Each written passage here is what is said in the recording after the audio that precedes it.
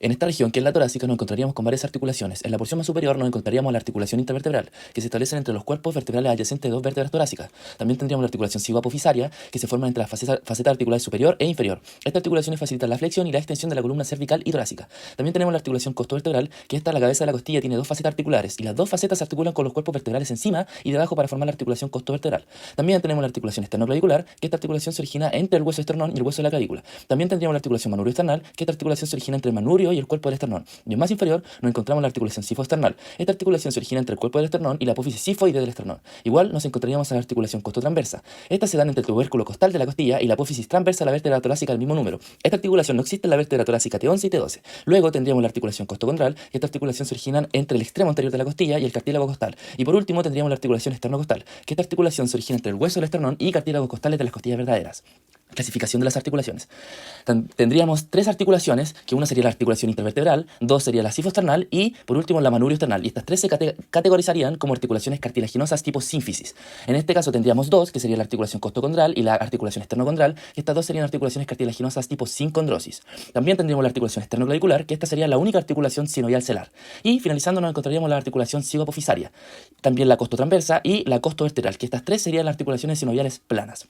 Movimiento de la región. Aunque en la región torácica existen varias clases de articulaciones, esta zona tiene una movilidad restringida, ya que la capacidad de doblarse, extenderse y girar es muy limitada. Sin embargo, el deslizamiento que ocurre en las articulaciones costovertebrales y costotransversales permite los dos movimientos necesarios para la respiración. Cuando inhalamos, la caja torácica se expande en tamaño y las costillas se elevan, mientras que al exhalar, la caja torácica se reduce y las costillas descienden. El morfología de los ligamentos. Ligamento interarticular. Se origina en la cresta de la cabeza de la costilla hasta el disco intervertebral. Ligamento radiado se origina en la cabeza de la costilla hasta los cuerpos de los discos intervertebrales. Ligamento costotransverso se origina en el pedículo del proceso transverso hacia el cuello de la costilla. Ligamento costotransverso superior se origina en el cuello de la costilla, el proceso transverso superior. Ligamento costotransverso lateral se origina en el vértice del proceso transverso del tubérculo de la costilla.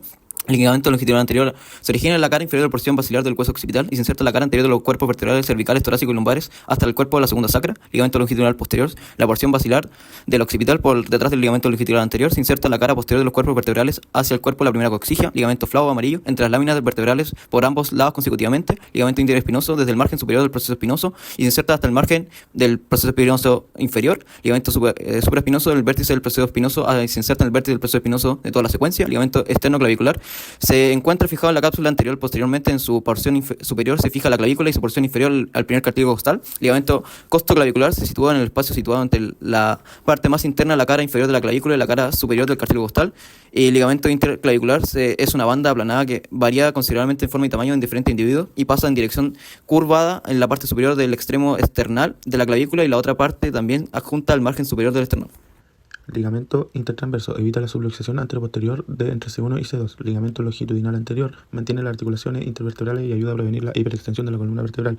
Ligamento supraespinoso, punto medio de inserción para varios músculos importantes. Ligamento interespinoso ayuda a mantener la espalda recta. Ligamento flavo mantiene y recupera la posición erecta, además cierra los espacios comprendidos entre ciertas láminas. Ligamento radiado es un ligamento de refuerzo y contribuye a formar la membrana que cubre el esternón. Ligamento amarillo ayuda a que se realicen desplazamientos de las vértebras hacia posterior, o sea en extensión. Ligamento costotransverso capsular une la faceta articular de la costilla con el proceso transverso vertebral. El ligamento costotransverso une externamente el proceso transverso correspondiente. El ligamento del tubérculo une el tubérculo de la costilla con el proceso transverso adyacente. Ligamento radiado costovertebral une la costilla con los procesos transversos superiores. Ligamento costoesternales une la costilla a la escotadura del esternón y el cuerpo del esternón. Ligamentos intercondrales unen el cartílago condral con el de arriba. Los intercostales son músculos delgados, planos y que se extienden entre las costillas. Tienen una forma rectangular o cuadrada cuando se ven en plano sagital. Los externos están dispuestos en sentido oblicuo hacia abajo y hacia adelante, dirigiéndose desde la primera costilla superior hacia la costilla inferior. Los músculos intercostales internos tienen una orientación oblicua opuesta y se dirigen desde la costilla superior hacia la costilla inferior. Los íntimos están en la capa más profunda y son más cortos, interconectándose con otras estructuras de la pared torácica. La función principal de los intercostales es participar en la respiración. En la región torácica de la columna vertebral logramos encontrar diversos reparos óseos y puntos de referencia que nos permiten reconocer cada una de las 12 vértebras de la región torácica. El proceso espinoso. Estas estructuras se extienden posteriormente desde los cuerpos vertebrales. Estas son largas y delgadas y se pueden palpar en la línea media de la espalda.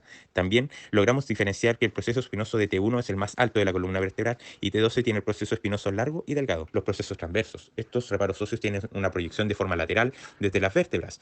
Estas son palpables en los lados de la espalda, a nivel de las costillas, al presionar con los dedos a los lados de los procesos espinosos. Los espacios interespinales. Estos son las áreas entre los procesos espinales y nos permiten identificar vértebras específicas. El proceso sifoides. Esta es una estructura cartilaginosa que la encontramos en la parte inferior del esternón. La podemos identificar deslizando los dedos hacia abajo desde la apófisis sifoides. Y también a través de la palpación, en la articulación temporomandibular, podemos encontrar la fosa mandibular. Esta cavidad aloja la cabeza de la mandíbula. Esta se puede palpar por delante del oído. El proceso articular. Este proceso óseo se proyecta hacia adelante desde el hueso temporal. Este se puede palpar por debajo del lóbulo de la oreja.